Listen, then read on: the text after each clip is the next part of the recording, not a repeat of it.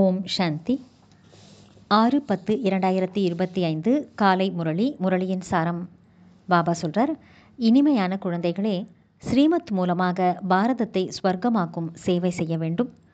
முதலில் தான் சுயம் விகாரம் அற்றவராக ஆக வேண்டும். பிறகு மற்றவர்களுக்கு கூற வேண்டும். கேள்வி: மகாவீர் குழந்தைகளான நீங்கள் எந்த விஷயத்தை பொருட்படுத்தக்கூடாது? அதே நேரத்தில் எந்த சோதனை செய்து தன்னை பாதுகாத்து கொள்ள வேண்டும்? பதில்: ஒருவேளை யாராவது தூய்மையாகும் முயற்சியில் தடையை ஏற்படுத்துகிறார்கள் என்றால் நீங்கள் அதை பொருட்படுத்தக்கூடாது. நான் மகாவீரராக இருக்கின்றேனா? நான் என்னை ஏமாற்றிக் கொள்ளவில்லை தானே? எல்லையற்ற வைராகியத்துடன் இருக்கிறேனா? நான் என்னை தந்தைக்கு சமமாக ஆக்குகின்றேனா? என்னிடத்தில் கோபம் இல்லைதானே? மற்றவர்களுக்கு என்ன சொல்கிறேனோ அதை நானும் செய்கிறேனா என்று தன்னைத்தானே சோதித்து கொள்ள வேண்டும். பாடல்: உன்னை அடைந்த நான் உலகையே அடைந்தேன். ஓம் சாந்தி. இதில் பேசுவதற்கு ஒன்றும் கிடையாது. இது புரிந்து கொள்ள வேண்டிய விஷயமாகும்.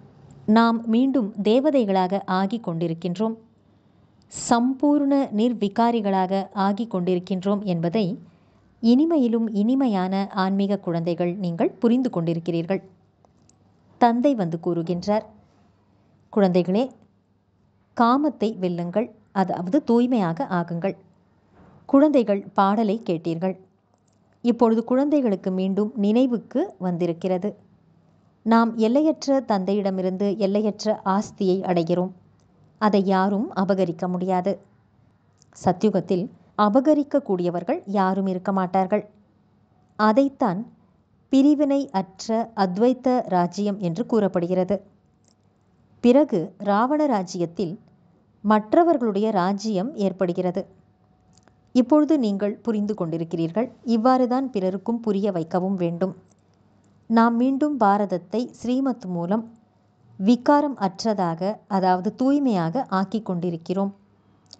உயர்ந்ததிலும் உயர்ந்தவர் பகவான் என்று அனைவரும் கூறுகின்றனர் அல்லவா? அவர்தான் தந்தை என்று கூறப்படுகின்றார்.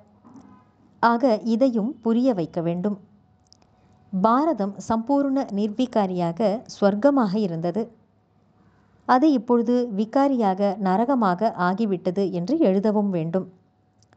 மீண்டும் நாம் பாரதத்தை ஸ்ரீமத் மூலம் சொர்க்கமாக ஆக்கிக் கொண்டிருக்கிறோம். தந்தை என்ன கூறுகின்றாரோ அதனை குறிப்பெடுத்து பிறகு அதை பற்றி சிந்தனை செய்து எழுதுவதில் உதவி செய்ய வேண்டும்.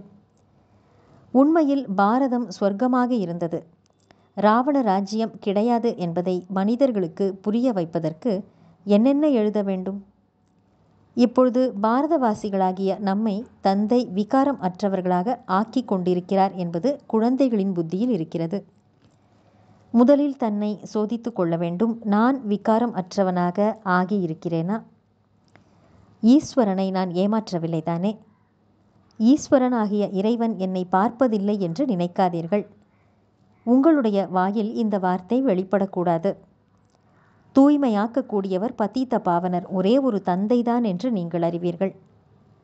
பாரதம் தூய்மையாக இருந்தபோது ஸ்வர்க்கமாக இருந்தது. இவர்கள் முழுமையாக விகாரம் அற்றவர்களாக இருந்தனர் அல்லவா? அரசர் எவ்வழியோ மக்கள் அவ்வழி. அப்பொழுதுதான் முழு பாரதமும் ஸ்வர்க்கம் என்று கூறப்பட்டதல்லவா? இப்பொழுது நரகமாக இருக்கிறது. இந்த 84 பிறவிகளின் ஏணிப்படி மிகவும் நல்ல சித்திரமாகும். யாராவது நல்லவர்களாக இருக்கின்றார்கள் என்றால் அவர்களுக்கு பரிசாகவும் கொடுக்க முடியும்.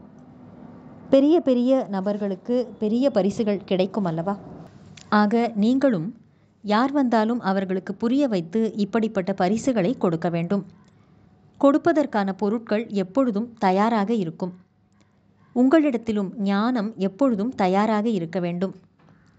ஏணிப்படியில் முழு ஞானமும் உள்ளது. நாம் 84 பிறவிகளை எப்படி எடுத்தோம் என்று நீங்கள் நினைவில் வைத்து கொள்ள வேண்டும். இது புரிந்து கொள்ள வேண்டிய விஷயம் அல்லவா? யார் முதலில் வருகிறார்களோ அவர்கள்தான் அவசியம் 84 பிறவிகள் எடுப்பார்கள். 84 பிறவிகளை பற்றி கூறிய தந்தை இவரது கடைசி பிறவியிலும் கடைசி நேரத்தில் சாதாரண உடலில் பிரவேசமாகிறேன் என்று கூறுகிறார். பிறகு இவருக்கு பிரம்மா என்று பெயர் வைக்கிறேன். இவர் மூலமாக பிராமணர்களை படைக்கிறேன். இல்லையென்றால் பிராமணர்கள் எங்கிருந்து வருவார்கள்? பிரம்மாவிற்கும் தந்தை இருக்கிறார் என்று எப்பொழுதாவது கேள்விப்பட்டதுண்டா? நிச்சயமாக அவர் பகவானாகத்தான் இருக்கும் என்றுதான் கூறுவீர்கள். பிரம்மா மற்றும் விஷ்ணுவை சூக்ஷ்ம வதனத்தில் காண்பிக்கிறீர்கள். நான் இவரது 84 பிறவியின் கடைசியில் பிரவேசம் செய்கிறேன் என்று தந்தை கூறுகிறார். தத்தெடுக்கப்படும் பொழுது பெயர் மாற்றப்பட்டு விடுகிறது, சந்நியாசமும் செய்யப்படுகிறது. நல்லது. தாரணைக்கான முக்கியமான சாரம். 1. நான் 21 பிறவிகளுக்கு எல்லையற்ற தந்தையின் வாரிசாக ஆகியிருக்கிறேன் என்ற இதே குஷியில் அல்லது போதையில் சதா இருக்க வேண்டும். யாருக்கு வாரிசாக ஆகியிருக்கிறீர்களோ அவரை நினைக்கவும் வேண்டும் மற்றும் அவசியம் தூய்மையாகவும் வேண்டும். 2. தந்தை எந்த சிரேஷ்டமான காரியத்தை செய்ய கற்றுக் கொடுக்கிறாரோ அதையே செய்ய வேண்டும். ஸ்ரீமத் பெற்றுக்கொண்டே இருக்க வேண்டும். வரதானம். ஸ்தூலமான தேசம் மற்றும் உடலின் நினைவில் இருந்து விலகி சூட்சும தேசத்தின் வேஷதாரி ஆகுக. ஸ்தூலமான தேசம் மற்றும் ஸ்தூலமான உடலின் நினைவில் இருந்து விலகி இருக்கக்கூடிய சூட்சும தேசத்தின் வேஷத்தை அணிந்தவர் ஆகுக.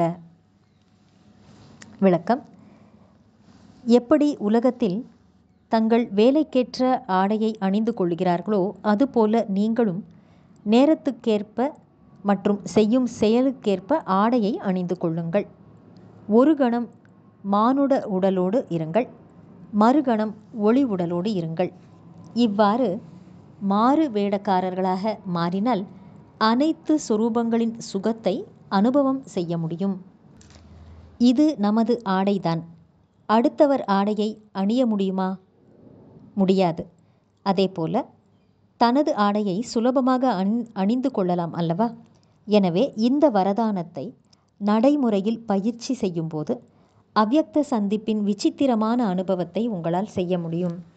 அதாவது தேவைப்படும் போது ஸ்தூலமான இந்த சாக்கார ரூபத்தில் இருப்பது, தேவைப்படும் பொழுது சூக்ஷ்ம ஒளி உடலை அணிந்து கொள்வது. இந்த பயிற்சியை செய்யும்போது அவ்யக்த சந்திப்பின் விசித்திரமான அனுபவத்தை செய்ய முடியும். ஸ்லோகன். அனைவருக்கும் மரியாதை கொடுப்பவர்தான் உதாரணமாக ஆக முடியும். மரியாதை கொடுத்தால் மரியாதை பெறுவீர்கள். நல்லது. இனிமையிலும் இனிமையான, காணாமல் போய் வெகு காலம் கழித்து தேடி கண்டெடுக்கப்பட்டுள்ள செல்லமான குழந்தைகளுக்கு தாயும் தந்தையுமான பாப்தாதாவின் அன்பான நினைவுகள் மற்றும் காலை வணக்கம். ஆன்மீக குழந்தைகளுக்கு ஆன்மீக தந்தையின் நமஸ்காரம். ஆன்மீக தந்தைக்கு ஆன்மீக குழந்தைகளின் நமஸ்காரம். தனக்காகவும் பிறருக்காகவும் மனதின் மூலம் யோகத்தின் சக்திகளை பயன்படுத்துங்கள். தனது தினசரி செயல்களுக்காக நிகழ்ச்சிகளை அமைப்பது போல தனது சக்திசாலியான மனோநிலைக்காகவும் நிகழ்ச்சிகளை தயார் செய்யுங்கள். அப்பொழுது நீங்கள் ஒருபோதும் தடுமாற மாட்டீர்கள்.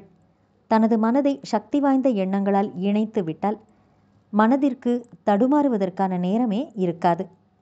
மனம் எப்போதும் ஒருமுகமாக நிலைத்திருந்தால் தானாகவே நல்ல அதிர்வலைகள் பரவும், சேவை நடக்கும். ஓம் சாந்தி.